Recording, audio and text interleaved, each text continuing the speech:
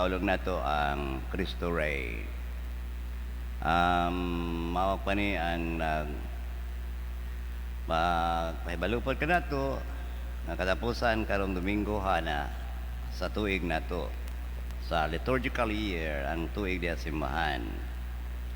O aron sa ni makapahinumdum ka na to, ang tanan may katapusan gayod. Apan sa katapusan, sa tibuok kalibutan nga wa ta mabaw kanusa, mamana ang gitawag og pagkahari sa atong Ginoong Dios, ang paghari na niya. No. Muna nga gisaulong nato, ato lang gipatagamtam kita sa atong simbahan, kisam ni atong gisaulugan si Kristo ang hari gayod. Nya kay sa sunod Domingo, wala man ang una sad nga Domingo sa Adviento, pagaingon pa ko ang atong subayon ang pagsaulog, New Year na nato sa simbahan. That is a New Year. Last month, last Sunday of the year, Cristo Rey, first Sunday of the month, Advent Sunday. Next Sunday ka na. So, manahinungdan, nga nagasaulog taning maong usa sa ato mga dagko kayong saulugan simbahan ang Kristo nga hari, Cristo Rey. Doon ay sa ka-author magsusulat na taon ni siya or nagpuyo ni siya about 150 years ago dito sa Denmark. Gitawag ni siya si Søren Kierkegaard. Doon na siya isulat. Masa kasugalanon, nabasahan pala ni siya. Kasugalanon kabahin sa usa ka hari. Doon na siya hari-hari nga ingon ta, well, expected na 150 years ago, uso pa na mga hari-hari kaniadto, unsa kagamhanan ang usa ka hari, tinamod, tinahod, ginasunod sa iyang mga katawhan, mga kasundaluhan. Unya kining hari ako no. Doon na nakita siya nga usa ka babae. Nga pa kayo, naibog siya. Gani, di lang kaibog, naigugma gid siya, nagmahal gid siya sa mga babae. Diferensya lang, kanong babae, anak lamang ug usa ka mag-uuma. Common, no? Common people siya. So, nibawta, kaniadto dako kayo ang ilang pagtahod. Ang mga commoners, kanang mga ordinaryong tao, sa ilang hari, tinamod gayon, tinahod, ginayukbuan gali na nila. So, makaingon ta, usa ka hari, nahigugma sa usa ka commoner, usa ka ordinaryo lang nga babae. Sa iyang pagmahal, sa iyang paigugma, nagunahuna siya, sa iyang buhaton. Nagunahuna siya, nga kuno galing magagminyo ko ng babayhana, mo backfire gini niya. Una, mawagtangan siya siyang pagkahari. Kay ila maginang kiniya kaniadto. Mana nga kadang royal blood, ang asawa nimo is royal blood, coming from the royal blood. Mana kadaghanan gani kaniadto, wa kay na maklaro sa uban, na wa kay na ibalita kanang mga paryente ra gyud kaayo, suod nga mga kadugo ra gyud usahay mga minyuan. Wa kay na niya may bao kay epekto man gud usahay. Mo epekto ang inbreeding, no? Inbreeding. Nagbaw man ta inbreeding, no? Kana bang mga kadugo, like for example mga itik, no, nibaw makakita ta o mga manok ba ang ilang pako daw ga kuan, no, ga bilang ka ang ilang pako, no, mana nga result of inbreeding na either magsuon or amahan o anak ba, inahan og anak ba, mana na kadaghanan sa royal blood kaniadto mo na ang ilang may tabo, gitaguan na sila. Na kadaghanan mga anak nila abnormal. mga ingon ta result of inbreeding. Muna para kaniya kung magminyo siya usa ka commoner o sa lang ka peasant o sa lang ka farmer, marag mo backfire niya, katawan siya. Dili lamang katawan siya, biyay-bayon, dili lamang biyay-bayon, mawagtang gayon ang iyang pagkahari. No? Kay lapas man siya sa iyang balaod nga alang sa mga royal bloods, no? Kana mga hari, mahari, prinsesa, prinsipe, mga duke, mga earl, ingon ano sila, no? Mga royal blood na sila. Manahuna-huna siya ang sa iyang buhaton. Para kaniya, dako gid kayo ang gap hari niya usa lamang ka pesan, usa lamang ka farmer. So ang gap ana nila mao nga kining babayhana para kaniya mahigugma bagyo ka sa siya kanako. Dili ba ka siya nga tungod kay ako hari, usa siya commoner, usa lamang sa kanang follower lang, magyampugan lang nako, full of admiration lang, pagtahod lang. So dili man na mao ang iyang gipangayo na kundi ngaon ta mahigugma kaniya ang maong babae. So he made a decision, naghimo siya og dako kay makalisang critical kayo nga desisyon siyang kinabuhi. Milugway siya, may surrender siya, nagpa-dethrone siya, nagpawa siya siyang pagkahari. No? Iyang isalikway ang pagkahari niya. Humanya na, ang maong author, gitapos niyang istorya. Why ending? No? Wala ending. Wagay gingon nga, they live ever happily after, or they live in peace. Wala gyud, no? Nga naman kakani. Kaya gitawag na siya og sambingay ni Kierkegaard, the parable of the Kierkegaard. Iyan na siya 150, 160 or 180 years ago. Kay doon na siya gitudlo di ay. Gitudlo niya nga ang sambingay mahitugod ito sa gugma sa atong Ginoong Dios. Among hari nga akong gisgutan dako kay sa pagigugma. Pero kung itandi na ito sa itong Ginoong Diyos, why kinutuban, why sukod ang paghigugma niya. Ang commoner, ang katong babae, nga anak sa farmer, mao kita. Kita sad ang mga iyang binuhat sad. Ang Ginoo mao'y ingon ta hari gayud sa iyang magpagmahal paghigugma, umausab kita ang iyang sama nga kita ang mga anak ni adtong farmer. Ya iyang paghigugma. Muna sad doon nagay parallel sambingay God.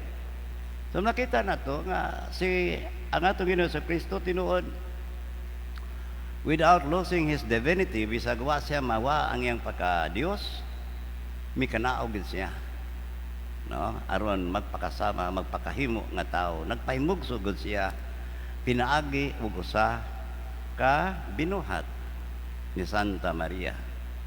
So ni ani siya sa kalibutan, pinaagi ni Santa Maria. So di day kalimod nga kung maadto sa atong Ginoo, magi puta ni Santa Maria. So man ang the reason sa devotion nato kan Santa Maria. Muna sa English pa, sa Latin pa, Ad Jesum per Mariam. Si Kristo na naog pinaagi diha sa babae. Kita usab moampo ngadto sa atong Ginoo, pinaagi sa atong babae. Si Jesus biagi ni Santa Maria, atong mga pangalia, atong mga pag-ampo, pinaagi pod ni Santa Maria. Wa man ta magsimba ni Santa Maria. Nagpasidung man ta niya, nagdaig ta kaniya, nag-ambot ta, pinaagi kaniya. Kay tanang mga pangayo nato, pinaagi nato ni Santa Maria, iya man ang ida ngadto sa atong Ginoong Dios. No? So ang Ginoo gyud nanaog siya.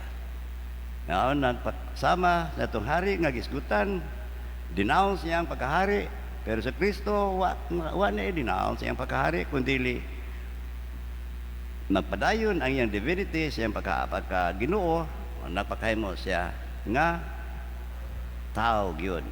Kay ligid dako ang Dios nga paghigugma kanato. Sama ni atong babae, wa niya pugsa. Kay mahimo man to niya, no? Kay hari gud siya, kato akong gisgutan nga parable of Kierkegaard. Mahimo man to niya. Mapugos to niya, no?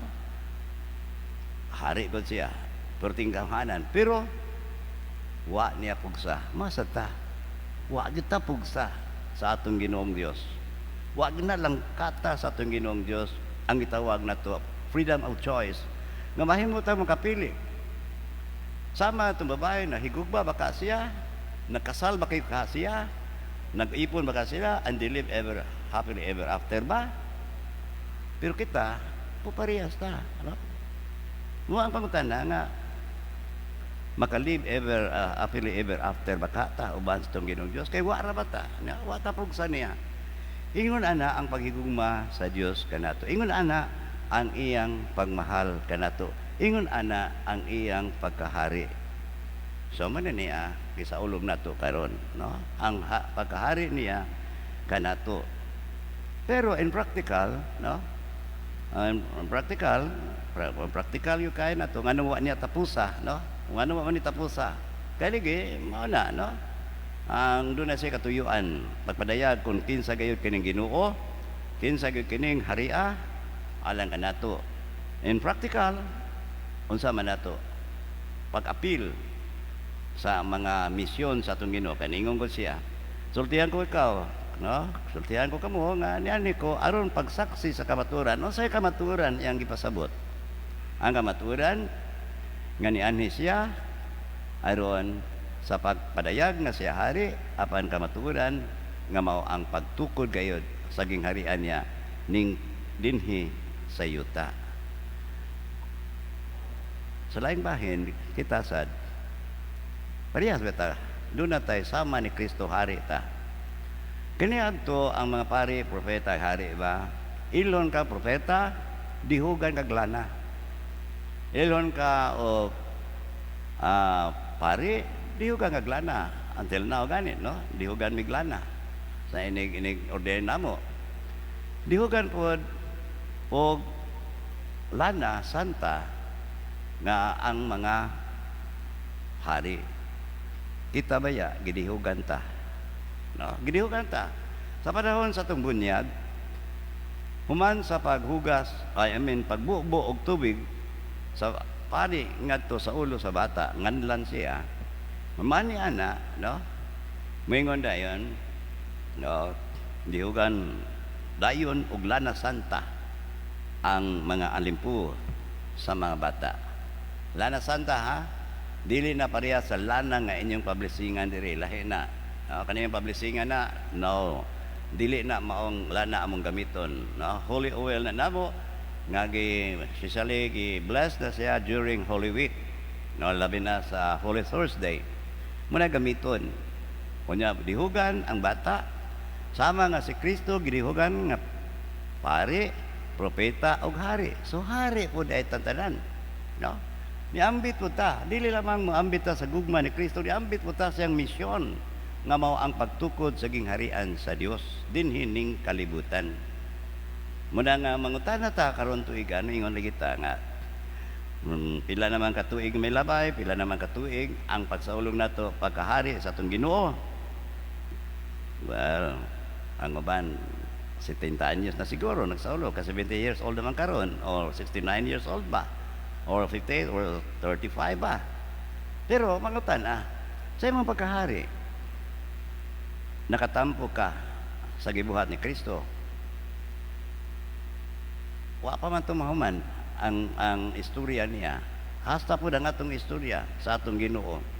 Ang atong story between God, kita po wa pa man istorya, padayon pa man ta. So ang pagpadayon nato, parehas bakata ni Kristo, no? Pagtukod sa gingharian sa Dios. Unsa may nakatampo nato? Nag-ampo lang ta. Matuman, umabot ka namo ay mong gingharian, maura na. Pero ano mong gibuhat? Matuman ang pagbuot din sa yuta mo sa langit. Di ba ang pagkahari ni Kristo lahi? Di ba ang kapari niya lahi? Ang pagkapropeta lahi? Pero ang kinauyukan kayo sa iyang pagkahari, maman ang pag-alagad. no, ang pag-alagad. Wa man siya, wa man ko maanhin ning kalibutan na aron alagaran, yan ko aron pag-alagad. Mananingon siya nga niay praktikal magtukod man taging harian sa Dios dinhi sa yuta niay praktikal unsa man pahinumduman kita niya na sa dayon na sagsaka sa langit ningon siya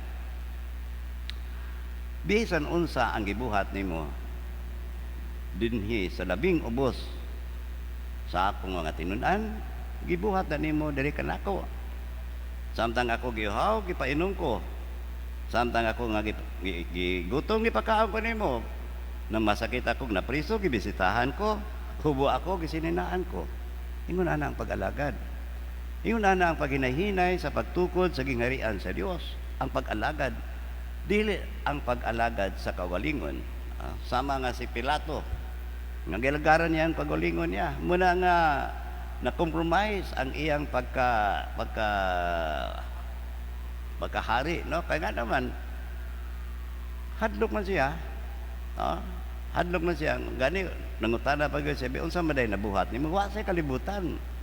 Unsa may krimen nga imong nabuhat, wa say kalibutan, pero kung mamay siya, hadlok siya, siyang kagalingon, security, hadlok siya sa kagalingon niyang pag-alagad, siyang kagalingon, agitugyan niya si Kristo ngadto sa katawhan. So manaw say ang compromise na to, no?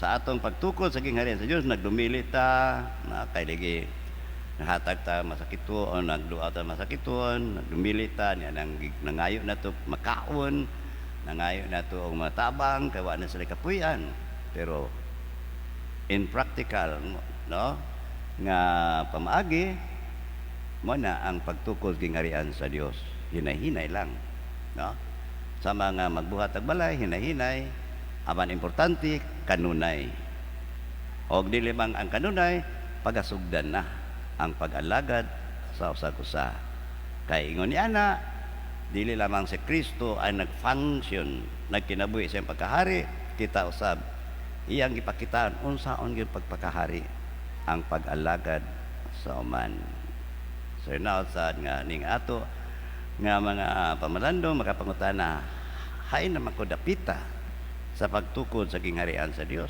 unsa may akong nabuhat unsa may akong napaambit unsa may akong gikatabang sa uban manindog ta unya magpadayag kita sa atong pagtuo nagato ako sa Dios